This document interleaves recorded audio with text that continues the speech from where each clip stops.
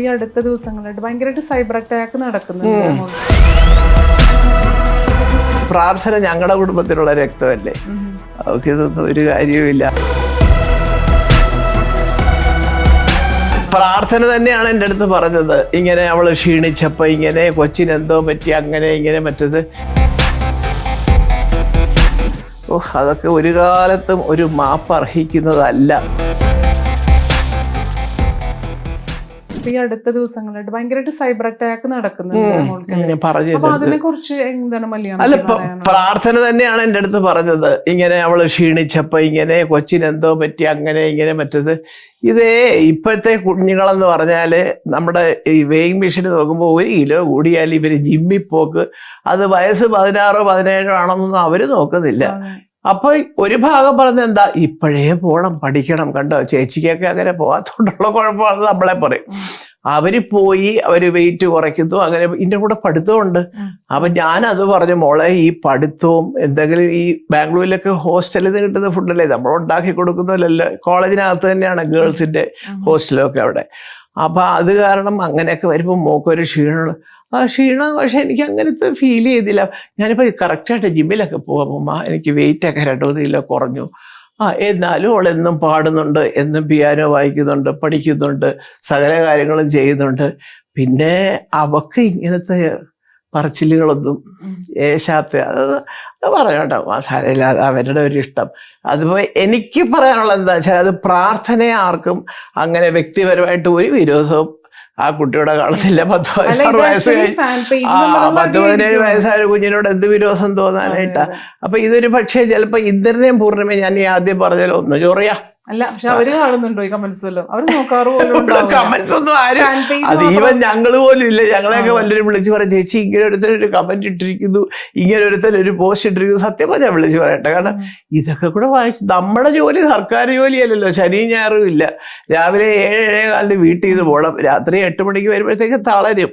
ഒരു കുളി, ഭക്ഷണം, അത് കഴിഞ്ഞ് വന്ന് ചിലപ്പോൾ ന്യൂസോ ഒക്കെ ഒന്ന് കുറച്ചൊന്ന് കാണും. ഇതെല്ലാം കഴിഞ്ഞ് നമ്മൾ കിടക്കുക. ആരുടെ കമന്റ് വായിക്കുന്നതാ? കറക്റ്റായിട്ട് ആധികാരികമായിട്ട് സംസാരിക്കുന്ന ആൾക്കാർക്ക് ഒരെണ്ണം ആയാലും മതിയല്ല. 2021 തോന്നുന്നു സൈമ അവാർഡ്സ് കിട്ടിയിട്ടുണ്ടായിരുന്നു. പൃഥ്വിരാജിന് കിട്ടിയിരുന്നു, അതുപോലെ തന്നെ നമ്മുടെ കുടുംബത്തിലെ പ്രാർത്ഥന മോൾക്ക്. അപ്പം പ്രാർത്ഥന ഈ പാട്ട് പാടും എന്നുള്ളത് ആരാണ് ശരിക്കും തിരിച്ചറിഞ്ഞത്? അല്ല, ശരിക്കും മോള് തന്നെയാണ് ആദ്യം ഇങ്ങനെ തന്നെത്താനെ ഈ പോപ്പ് മ്യൂസിക്കിനോട്. ജസ്റ്റിൻ ബീബറുടെ വലിയ ഫാനായിരുന്നു അവള്. അപ്പൊ അങ്ങനെ ആ പാട്ടുകളൊക്കെ പഠിച്ചു. പിന്നെ ഗിറ്റാർ പഠിച്ചു, പിയാനോ, രണ്ടും അസലായിട്ട് വായിക്കും. അപ്പൊ അവള് തന്നെ താനെ ഗിറ്റാർ പ്ലേ ചെയ്ത് പാടും, പിയാനോ പ്ലേ ചെയ്തുകൊണ്ട് അവള് പാടും. അങ്ങനെ പാട്ട് വലിയ ഇഷ്ടം. അപ്പൊ ഞാനിടയ്ക്ക് ചോദിച്ചു, മോളെ ഇത്രയും സമയം, എന്നിട്ട് പാട്ട് തന്നെത്താനെ അവള് കമ്പോസ് ചെയ്യും. അവള് പ്രോഗ്രാം എന്നൊക്കെ പറഞ്ഞിട്ട് അവളുടെ സ്കൂളിലും ഒക്കെ ഇരിക്കുമ്പോഴാണ് ഈ ലണ്ടനില് 1 വർഷം പഠിച്ചിട്ട് പിന്നെ തിരിച്ചു വരാം, അപ്പൊ അത് കഴിഞ്ഞാൽ പിന്നെ എനിക്ക് അമേരിക്കയിൽ പോകാം എന്നൊക്കെ പറഞ്ഞുകൊണ്ട് ഇങ്ങനെ പല പദ്ധതികൾ. അപ്പൊ എനിക്ക് ഇപ്പോഴത്തെ കുഞ്ഞുങ്ങൾക്ക് നമ്മൾ പറഞ്ഞു കൊടുക്കണ്ട. നമ്മുടെ കാലത്ത് ആകെപ്പാടെ 2 തന്നെ ഉള്ളു, ഒന്നില്ല ഡോക്ടർ അല്ലേ എഞ്ചിനീയർ അല്ലേ, കൂടിപ്പോയാ വക്കീല്. എന്നിട്ട് നമ്മൾ കിടന്നുകൊണ്ട് ഫിസിക്സും കെമിസ്ട്രി എന്തിനായിരുന്നു എന്തോ ഉള്ള ഇക്വേഷൻസ് മുഴുവൻ കാണാതെ പഠിച്ചു പോയി പരീക്ഷ ഒരു പ്രയോജനവും ഇല്ല. അപ്പൊ ഞാൻ വിചാരിച്ചു ഇപ്പോഴത്തെ കുട്ടികൾ കുറെ കൂടെ ബുദ്ധിയുണ്ട്. ഇപ്പൊ ഓരോ മേഖലകളിലും കാറ്റഗറൈസ് ചെയ്തിട്ടുള്ള ഒരു സ്പെഷ്യൽ എന്താണ് പഠിക്കേണ്ടത് കുട്ടികൾക്ക് അറിയാം. കാരണം വിരൽത്തുമ്പിലാണല്ലോ അവൾ തന്നെ കണ്ടുപിടിച്ചാണ്. ലണ്ടനിലെ അങ്ങനത്തെ ആ യൂണിവേഴ്സിറ്റിയാണ് നല്ലത്, ഉടനെ അങ്ങോട്ടേക്ക് അയക്കുന്നു, അവൾക്ക് അഡ്മിഷൻ കിട്ടും. അവൾ പഠിക്കും, ഇവിടെ സ്കൂളിൽ പഠിക്കുമ്പോഴാണ് പഠിക്കുന്ന കുട്ടിയാണ്.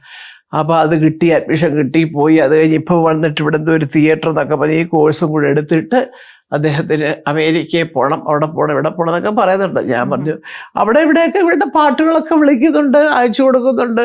ഇപ്പൊ തന്നെ കുറെ പ്രോഗ്രാം ബാംഗ്ലൂരിലും അവിടെ ഇവിടെയൊക്കെ തന്നെ ഓരോരുത്തരിങ്ങനെ ഇവരുടെ പാട്ടുമൊക്കെ കേട്ട് വിളിക്കുകയൊക്കെ ചെയ്ത് ഒരുപാട് ഫാൻസും കാര്യങ്ങളും ഒക്കെ ഉണ്ട് പ്രാർത്ഥനയ്ക്ക്.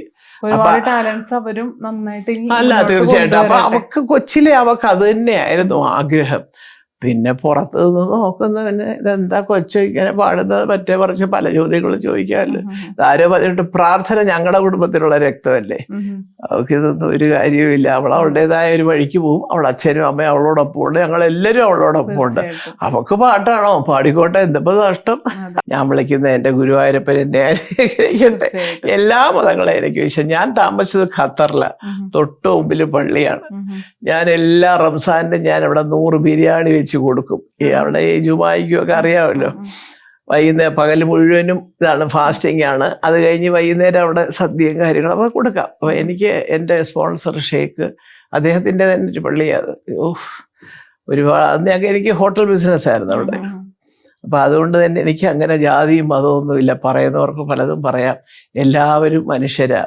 നമ്മുടെ ജാതി എന്താണെന്ന് നമ്മുടെ അച്ഛനും അമ്മയും പറഞ്ഞാൽ നമുക്കറിയാവും, നമുക്ക് തെളിവൊന്നുമില്ല അല്ലേ, അത്രേ ഉള്ളൂ. അങ്ങനെ തന്നെ എല്ലാവരും ജീവിക്കുക. അതിന്റെ പേരിൽ അതല്ലേ പറയുന്നത്, അതിന്റെ പേരിലുള്ള ഈ സ്പർദ്ധയും വൈരാഗ്യവും ഇഷ്ടക്കേടും പ്രത്യേകിച്ച് വിദ്യാലയങ്ങളിൽ കാണിക്കുന്ന അതൊക്കെ ഒരു കാലത്തും ഒരു മാപ്പ് അർഹിക്കുന്നതല്ല.